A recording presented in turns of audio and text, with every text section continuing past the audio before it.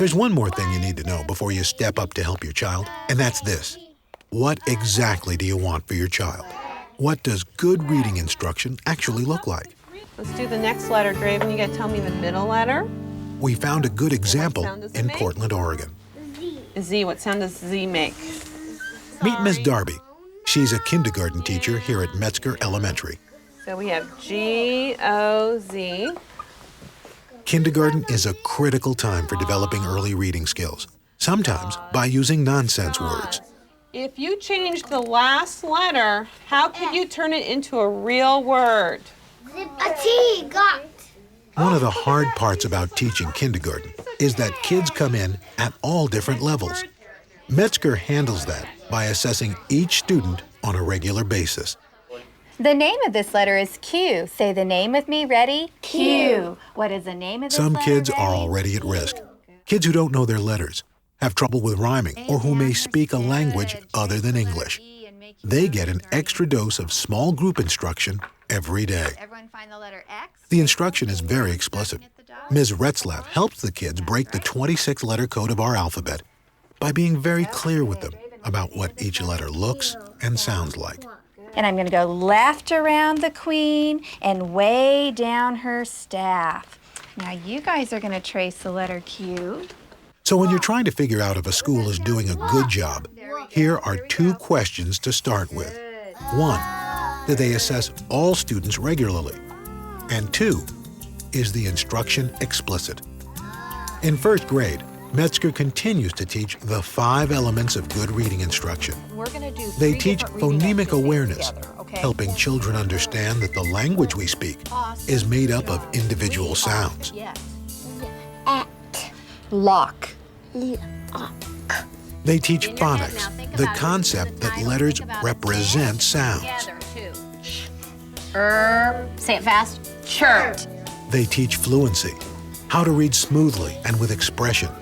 They teach vocabulary, and they teach comprehension, the ability to understand and interpret what you read. Brooke, what else do you know about Martin Luther King Jr.? He was a minister. These are all skills that parents, with practice, can reinforce at home. What's this word?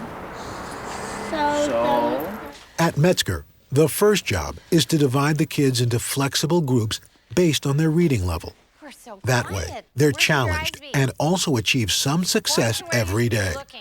Mrs. Pulver's students are working to catch up with their 1st grade peers. Marisa, what does fond mean? It means you really like something a lot. For kids who struggle even in Ms. Pulver's group, teacher assistant Marilyn Peterson uses a much more basic curriculum with more opportunities to practice basic skills. Kite, hope, hop. Start all over. Kite, hop, hope, kit. Perfect. All right. For kids who are behind, like J.T. Richardson, Metzger throws in an extra dose of reading with one-on-one tutoring, while the rest of the class works on science or social studies. J.T. gets to review the lesson for the day. This book is at a good level for J.T., so the more he practices, the more comfortable he gets. Being able to read fluidly and automatically is critical to comprehension. Ready, set, go. Dina said, let's bake cupcakes. Jack said, I hate to bake. Have you ever baked cupcakes? Jack asked Fran. And Granddad, can you help us? We Wow. Oh my gosh, and you got in the word bake right at the time. Wow. 15 more words. High five. High five. On the side. Down low. Way to go, JT. JT charts his progress every day. But while they continue to give him positive feedback, his teachers are concerned. Things are going. He's a concern because there's a marginal growth, but it's just totally not consistent. Okay. Every 3 months, Metzger's school district comes in to do its own assessment of each child. That's in addition to the weekly or bi-weekly assessments that the school does. built. JT is a student that I would be concerned about. It's the end of 1st grade. He still needs to sound all of his words out. He has a few words memorized, the basic sight words, but he still has a ways to go there. We are finished. Thank you very much. Dr. Roland Good of the University of Oregon worked to develop the assessment that Metzger uses. His progress is telling us that we have not yet found the level of support that he needs. And the child is always right. So if the child is telling you, I'm not getting enough support, they're right. And then we need to find a way to provide more support to him. At Metzger, they use flexible grouping, small groups, a variety of research-based teaching methods, a variety of interventions for struggling readers, and regular, ongoing assessment. But what happens when you've tried all that? What happens to a kid like JT? When the teacher's assessment over time shows that a child is not responding to intervention, the school has a legal obligation to consider testing by a professional team to figure out what's going on, why a child isn't learning to read. Do you have any questions about what I've just talked to you about? As a parent, you have several options for testing. You can ask that the school perform the tests. You can pay to have it done privately. But one thing is constant. You have to educate yourself about the process. Jennifer Simpson brought in a parent advocate to help her understand.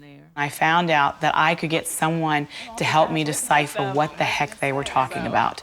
Because when they brought in, they were doing this test, and I had no clue what these tests actually said. Diane Chesley is a parent advocate for the Learning Disabilities Association.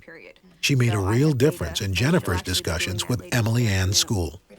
A lot of parents, however, aren't able to find such support. That's one reason informing yourself is so important. JT's mother, Jennifer Richardson, is on her own. She meets with the Metzger team to hear JT's results. In JT's case, I mean, he got really nice scores, solid average scores. Yet we see a student that is struggling. His data that we've collected during the year indicates that he is struggling. Together, the team decides that the testing they've done isn't comprehensive enough. His test results haven't yet pinpointed the source of the problem, why JT continues to struggle with reading. He's had really good instruction and really intensive intervention, and he hasn't responded to that.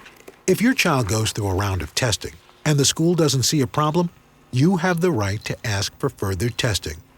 If your child isn't learning how to read, the school needs to try something different. Don't accept explanations like, he's lazy, she'll catch on eventually, or it's just a developmental delay. It's not what are the reasons why we can't do it, but what more could we do? The truth is, we have the knowledge, we have the skills, we have the intervention to teach these skills to an extremely broad range of children. And we should not accept a reason why we are not teaching them. We should make sure that we teach them.